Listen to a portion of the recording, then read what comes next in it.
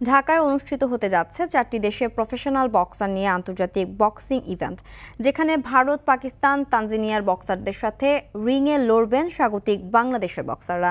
শুক্রবার বসুন্ধরা কনভেনশন সিটিতে বিকেল 4টা থেকে শুরু হবে আয়োজনটি।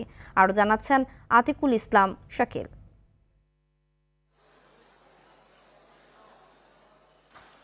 ভারত পাকিস্তান একই রিংয়ে, তাও আবার সেটির আয়োজন হতে যাচ্ছে বাংলাদেশে।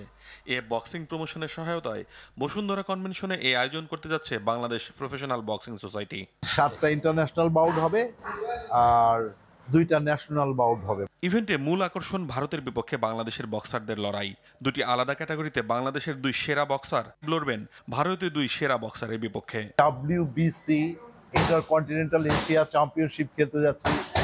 সবচেয়ে মর্যাদাপূর্ণ যেটা এই ইভেন্টের জন্য, সেটা হচ্ছিল ভারত বাংলাদেশের একটি খেলা হবে, যেখানে 10 রাউন্ডের খেলা হবে। WBC আমাদের হাসান শিকদার খেলবেন বাংলাদেশের হয়ে এবং ভারতের হয়ে খেলবেন লোকেশ দাঙ্গি। এছাড়া আয়োজনে আরও থাকছে পাকিস্তান ও তানজানিয়ার বক্সারদের মধ্যে শ্রেষ্ঠত্বের লড়াই। এবারের আয়োজনকে নানা দিক দিয়ে ঐতিহাসিক বলছেন আয়োজক প্রতিষ্ঠানের প্রধান আসাদুজ্জামান। 2024 সালের 8ই মার্চ মোয়াদ আজহার WBC ইউথ চ্যাম্পিয়ন ছিল, সো কিন্তু আমাদের মোতালেবের কাছে হেরে গিয়েছিল। ও কিন্তু এবার চ্যালেঞ্জ দিয়েছে মোতালেবকে। এই ইভেন্টের মাধ্যমে বাংলাদেশের প্রফেশনাল বক্সিং আরেক ধাপ এগিয়ে যাবে বলে বিশ্বাস সংশ্লিষ্টদের। আতিকুল ইসলাম শাকিল, RTV, ঢাকা।